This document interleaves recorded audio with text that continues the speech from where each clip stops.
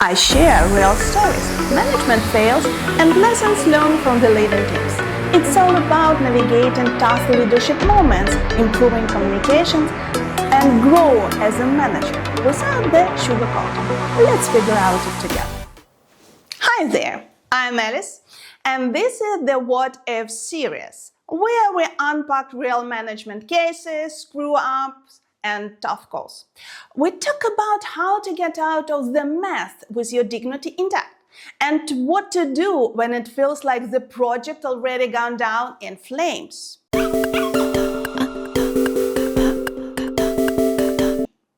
Let's get one thing straight. Yes, as a manager, it's our job to teach people how to work.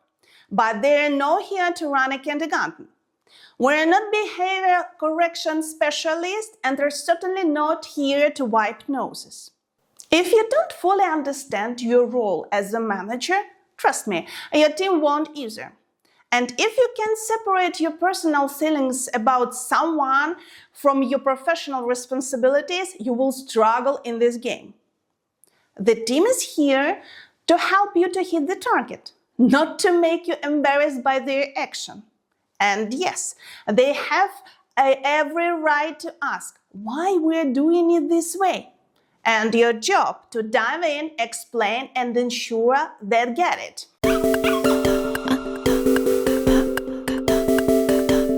How an empathetic manager ends up trapped by manipulative teams. Today we're talking about the trickiest trap empathetic managers fall into: getting played by their own team.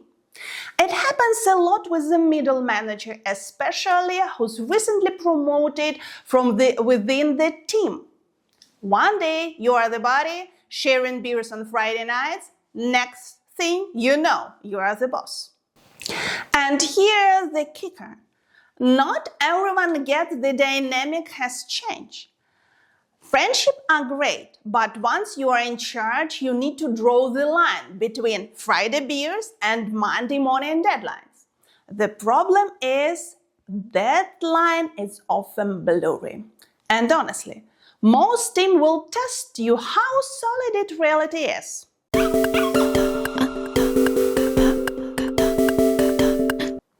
Here's the reality. Stepping into management is a test for you and for them. People don't like change, especially when it feels like they are losing something. You are still the same person who knows exactly how it should feel to be managed, because you've been there. You want to make it better. You want the team to finally have a comfortable project. No chaos, no endless ASAP requests, no clueless client who don't know what they even want. And your team? They are thrilled. Finally, their person is in charge. The one who gets it. No more random tasks. No more deadlines that make no sense. No more clients changing their mind every 2 minutes. But then, reality hits.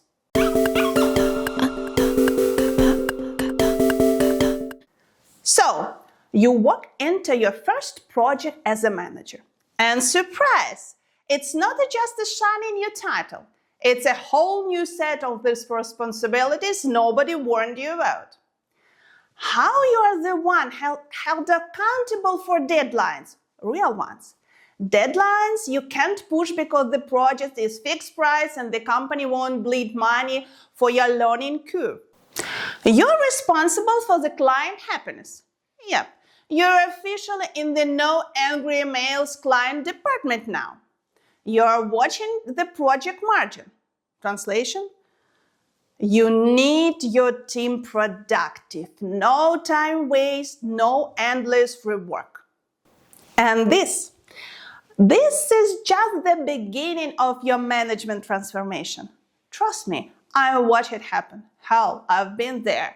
New managers start off ready to fight for perfect task description, for 100% clarified requirements for the client. They're on fire those first few months. Give it a year, they're having a very difficult conversation.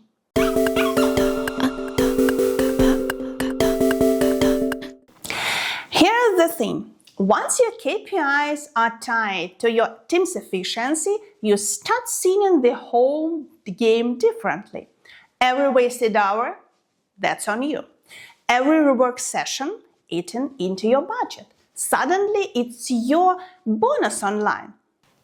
And you realize fast. Asking the client 20 times for clarification? That's not an option anymore. It pisses them off. Now you are the one who needs to come up with option, pitch solution, narrow things down, and bring all this to the team. And when is the sprint on the line, you need those 5 tasks closed this week, this sprint, this month, whatever it takes.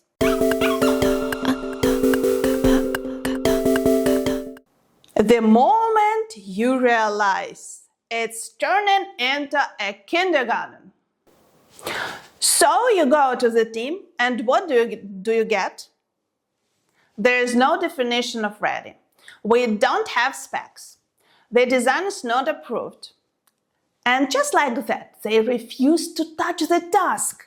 Meanwhile, your upper management is breathing down your neck. The sprint needs to be delivered, invoices sent, and money earned. What do? You start running around, filling the gaps yourself. You get it? You were one of them. You understand they are hesitating. Sometimes you manage the clarifying things, sometimes don't. A few weeks later, congrats, you are officially running a daycare. You can't motivate, push, or influence your team. You can't deliver a result. You're stuck. And trust me, you won't last long like that.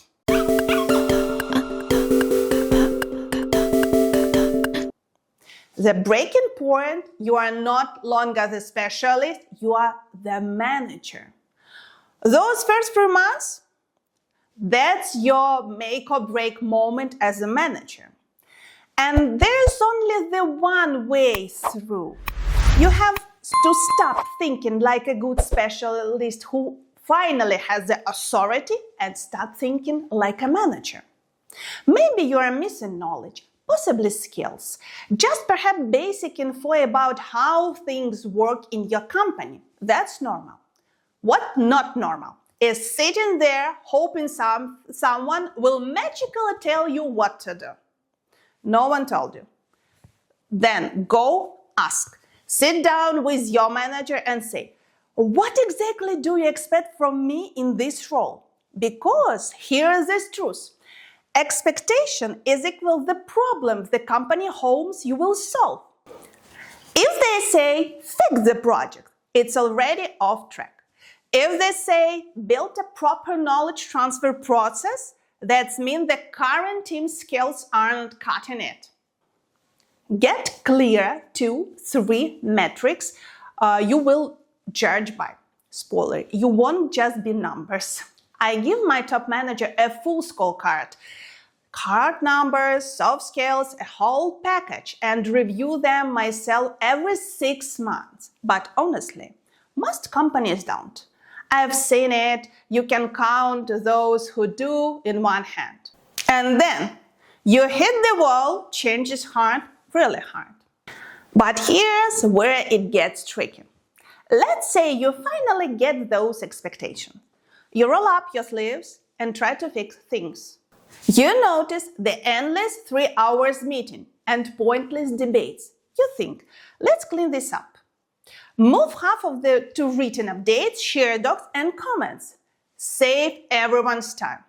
Great idea. Logical. Smart. Except the team does not have it. They're used to the old way. You explain the new process, and the next thing you know, they will back in the meeting talking in circles. Why? Because no one teaches us how to drive change. Doesn't matter if you have been managing for 2 years or for 20, this part trips everyone up. They end up like some wedding general, making speeches, giving orders, and nothing changes. And here where the road folks.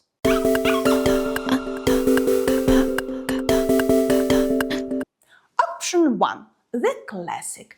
You hide behind upper management. You say this sacred phrase every team has heard at least once. Look, it wasn't my decision. Leadership wanted it this way. And just like that, you distance yourself from the company and try to stay one of them. I get it, guys. It sucks. But hey, not my call. Sounds familiar? Even top managers pull this move. Well, CEO said so. What we can do? It always cracks me up and terrified me in the same time. Because sure, the team might listen. Sort of. They will do just enough for you to report success, but real change, detonator on arrival. Here's the ugly truth. At that moment, you are on the rotten head of the fish, not CEO. You. Keep going down this road, you will get a few warnings and you are out. Why? Because they expected you to lead a proactive team, not babysit on track in the survival mode.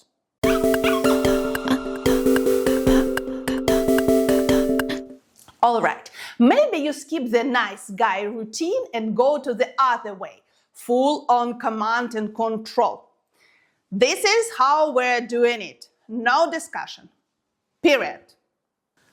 You start micromanaging every step, hammering the team with ultimatums. And remember, these people used to be your peers. You drank coffee together and complained about bad processes. Now you are the bad guy. What happens next is textbook. Resistance. The team bands together, just not with you. A natural leader pops up. Someone the team actually listened to, and is it not you? The power vacuum you created, it fills itself fast. Suddenly decisions are being made behind your back. Meetings you are not invited to. And one day, you get the lovely surprise, a knife in the back, maybe right in the front of your boss. Spoiler, this road doesn't end well either.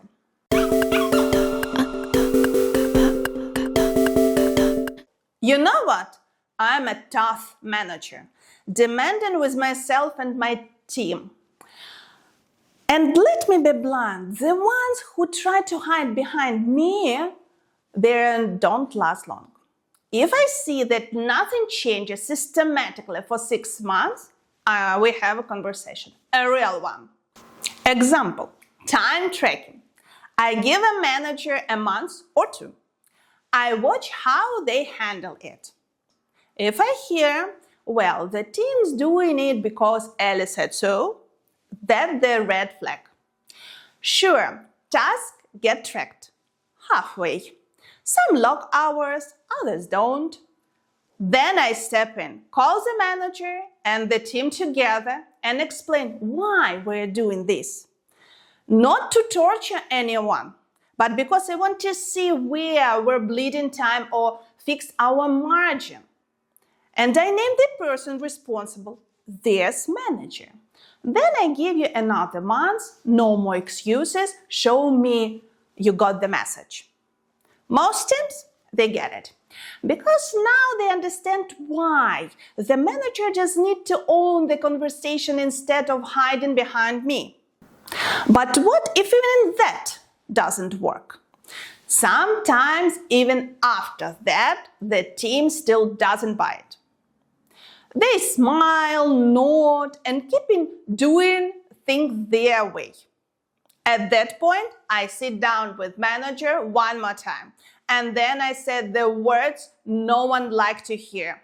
This time for management actions. This is the polite way for saying disciplinary measures.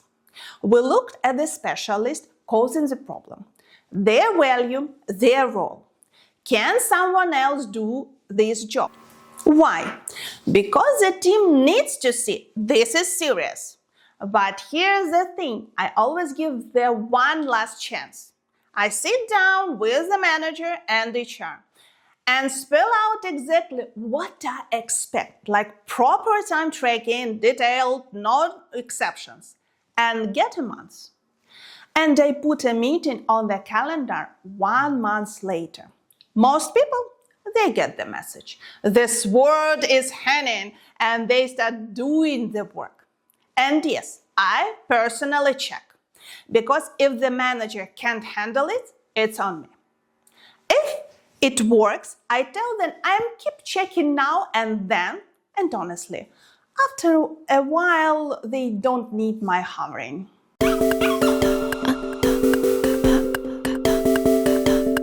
Oh yeah, the golden question. But what if this person is super valuable and only the one who can do this job? Yeah, I've been there more than once. Here what we do, rotation. No one should be the single point of failure on the project. Every project has a backup. Maybe the person's busy elsewhere right now. Fine. Maybe they are not 100% replacement. Fine. But they can step in, hold the line, buy us time. My managers know this is their KPI, building a rotation plan. Grow to the next wave of skills inside of the team, always. What if you let one person hold the whole project hostage? You are not managing, you are gambling.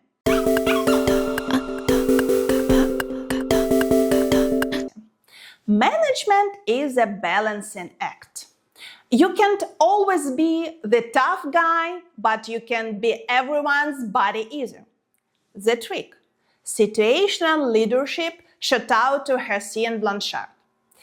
You lead based on the team maturity, not your mood. Some days you are collaborative, other days you lay down the law. And here, the one thing I leave with you: you are not running a daycare. You don't exist to wipe noses and say, "Good job, sweetie." This is work. The company is not a charity. But the things matter. Your team should understand why decisions are made, because without that, you will never get true engagement. Thanks for sticking with me today. If this hit home, drop a like, subscribe, or leave comment. Especially if you disagree. I love a good debate. See you next time.